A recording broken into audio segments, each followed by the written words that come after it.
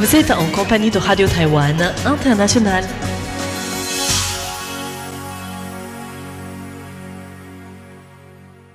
Vous écoutez Radio Taïwan International, soyez les bienvenus. Nous sommes le lundi 8 juin et c'est François-Xavier Boulet pour vous présenter notre programme. Tout d'abord, vous pourrez suivre le journal de l'information en compagnie de Sasa. Et juste après le bulletin d'info du jour, c'est l'émission Au micro de RTI, animée par Meg Wang et moi-même, dans laquelle nous recevons Jean-Marc Dejagère qui nous raconte sa première expérience à Taïwan en train. Et en dehors des ondes courtes, sur notre site internet, vous pourrez aussi retrouver la légende du jour avec l'émission Compte à rebours, animée par Thérèse Pan, qui nous racontera aujourd'hui la ruse d'un ministre avare. Voilà, je ne vous en dis pas plus, le programme complet débute tout de suite en ce lundi 8 juin avec le journal de l'information présenté par Sasa et dont voici les principaux titres. La vice-présidente Xiaobi Kim prononce un discours devant le Parlement des îles Palaos.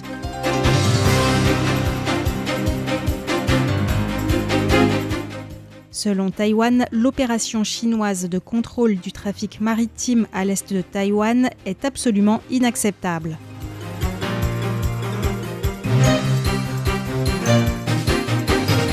Taïwan fait écho à la déclaration du pape sur l'intelligence artificielle et appelle au renforcement de la coopération.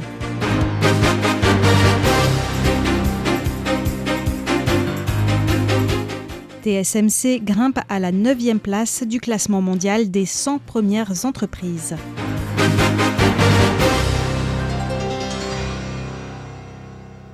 Xiaobi Kim prononce un discours devant le Parlement des îles Palaos. Depuis samedi dernier, la vice-présidente taïwanaise effectue une visite aux îles Palaos, l'un des rares alliés diplomatiques de Taïwan dans le Pacifique. En plus d'un banquet et d'une entrevue avec le président Surangel Whips Jr., elle s'est aussi exprimée devant le Parlement. Son discours a porté sur l'amitié indéfectible entre les deux pays, leur partenariat démocratique ainsi que la paix et la stabilité régionale. Sa visite a 3 objectifs: approfondir l'amitié entre Taïwan et les Palaos, promouvoir le tourisme aux Palaos et constater les résultats de la coopération, surtout dans le domaine de l'agriculture, de la pêche et de la santé.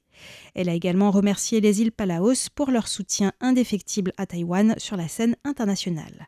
On écoute Xiaobi Kim. And like the Palawan people, we are also island people. À l'instar des Palouans, les Taïwanais sont aussi un peuple insulaire, tourné vers l'océan Pacifique, ouvert d'esprit avec la chaleur humaine et la cordialité dont nous sommes si fiers. Nous pouvons unir nos efforts pour démontrer au monde que Taïwan et les Palaos sont des acteurs incontournables de bonne volonté au sein de la communauté internationale. Le président Surangel Whips Jr. a quant à lui réaffirmé la solidité des relations bilatérales et a exprimé son souhait d'accroître le nombre de vols directs entre les deux pays afin de promouvoir le tourisme et la coopération en matière d'investissement. Par ailleurs, Xiaobi Kim a aussi assisté à une cérémonie de don de drones afin de mettre en lumière la puissance technologique de Taïwan qui ambitionne de devenir un pôle asiatique de la chaîne d'approvisionnement des drones et afin de renforcer les capacités des Palaos dans ce nouveau domaine de coopération. Selon Taïwan, l'opération chinoise de contrôle de trafic maritime à l'est de Taïwan est absolument inacceptable. Ce week-end, le ministère chinois des Transports a annoncé par voie de presse une opération spéciale de contrôle du trafic maritime dans les eaux situées à l'est de Taïwan le dimanche 7 juin. Le gouvernement chinois a affirmé qu'il s'agissait d'un exercice global de sa juridiction administrative de contrôle du trafic maritime et d'une mesure visant à sauvegarder ses intérêts nationaux. Il s'agirait, selon Pékin, d'une mesure nécessaire prise en réponse à l'annonce unilatérale du Japon et des Philippines d'entamer des négociations de délimitation de leurs frontières maritimes à l'est de Taïwan.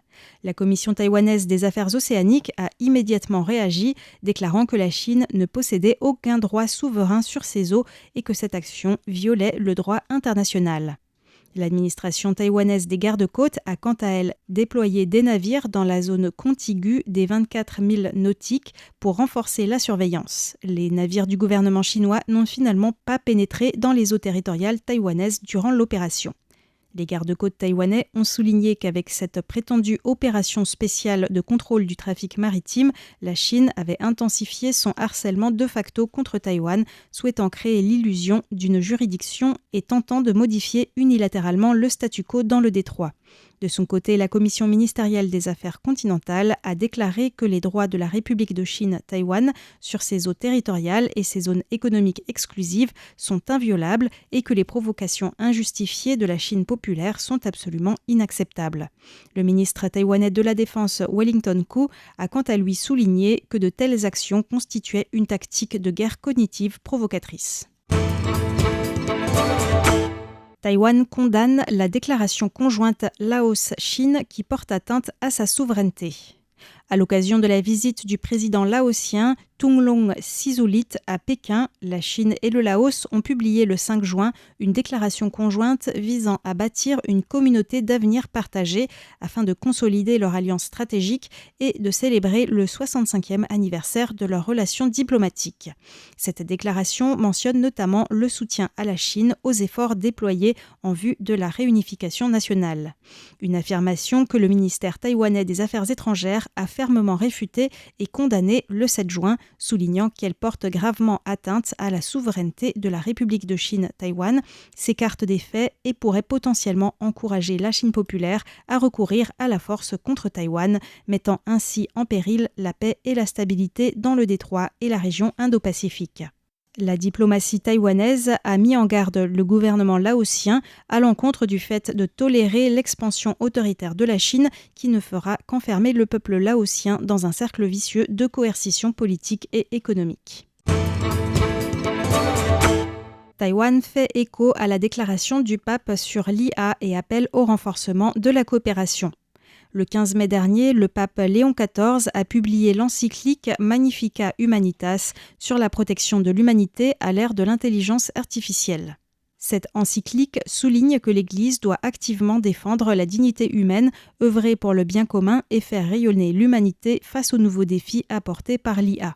À cet égard, le ministère taïwanais des Affaires étrangères a rappelé que la coopération entre Taïwan et le Vatican s'était jusqu'à présent principalement concentré sur l'aide humanitaire. Cependant, l'accent mis par le pape sur l'éthique de l'IA ouvre un nouveau champ d'exploration pour Taïwan et son allié diplomatique en Europe. Li Xiaoyao, directrice adjointe du département des affaires européennes du ministère, a déclaré « Nos actions font pleinement écho à l'encyclique du pape. Nous espérons que grâce à cette initiative, conjuguée à une diplomatie fondée sur les valeurs et aux concepts et pratiques de gouvernance technologique qui y sont associés, nous pourrons continuer à apporter notre expertise au développement mondial de l'IA et renforcer notre coopération avec le Vatican dans les domaines connexes. » La diplomatie taïwanaise a également souligné qu'en mai dernier, Taïwan et l'ambassade des États-Unis auprès du Saint-Siège avaient co-organisé un atelier international sur le thème IA et avenir des carrières. Sœur Raffaella Petrini, présidente du gouvernorat et de la commission pontificale de l'État de la Cité du Vatican, a souligné dans son discours d'ouverture que la clé du travail de demain ne résidait pas dans les machines elles-mêmes, mais dans les choix moraux des êtres humains. Elle a donc appelé à l'établissement de partenariats homme-machine fondés sur la responsabilité et l'éducation. À cet égard, la loi fondamentale sur l'IA, adoptée par le Yuan législative en décembre dernier, a jeté les bases juridiques du développement de l'IA à Taïwan. TSMC grimpe à la 9e place du classement mondial des 100 premières entreprises. Le cabinet d'audit et de conseil PricewaterhouseCoopers, PwC, a publié il y a quelques jours son rapport d'analyse du classement des 100 premières entreprises par capitalisation boursière en 2026. Ce document indique que la capitalisation boursière totale des 100 premières entreprises mondiales a atteint un niveau record avec un taux de croissance annuel de 22%. Profitant de l'essor mondial de l'IA et de la forte demande continue de semi-conducteurs, la capitalisation boursière de l'entreprise américaine Nvidia a dépassé celle d'Apple pour la première fois, devenant ainsi l'entreprise la plus valorisée au monde. La capitalisation boursière de l'entreprise taïwanaise TSMC a quant à elle plus que doublé pour atteindre près de 1430 milliards de dollars américains, se hissant à la 9e place, soit un gain de 3 places par rapport au dernier classement. Son augmentation de capitalisation boursière de 101% sur un an est également la plus forte parmi les 10 premières entreprises. Lin Yifan, directeur des marchés chez PwC Taïwan, a rappelé que la capitalisation boursière de TSMC a également contribué à hisser Taïwan au 5e rang mondial. Toutefois, la situation présente aussi le risque de voir la croissance de la capitalisation boursière à long terme limitée par les fluctuations cycliques d'un seul secteur. Après le crash d'un T-34, la Défense indique qu'un projet de remplacement sera proposé l'année prochaine.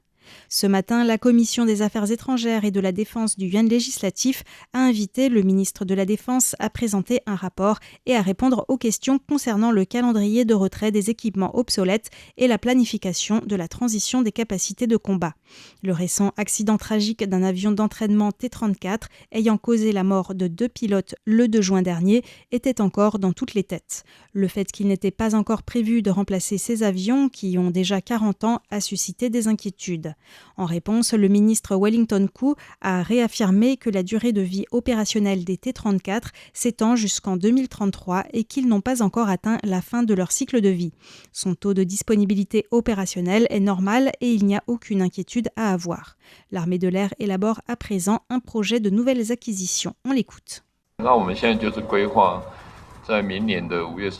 À ce stade, nous prévoyons actuellement de finaliser ce projet d'ici au 31 mai 2027. L'armée de l'air respectera les normes professionnelles afin de définir la méthode d'acquisition la plus appropriée. Une fois le projet terminé, si nous obtenons le budget nécessaire en 2028, nous pourrons lancer la procédure d'acquisition correspondante. Selon le ministère de la Défense, si l'élaboration du budget d'acquisition se termine avant fin mai 2027, avec un budget obtenu en 2028, l'armée devrait pouvoir être en possession de nouveaux appareils dès 2030 ou 2031. C'était le journal de l'actualité taïwanaise du lundi 8 juin 2026 qui était présenté par Sasa. Merci beaucoup de votre écoute et restez avec nous sur Radio Taïwan International.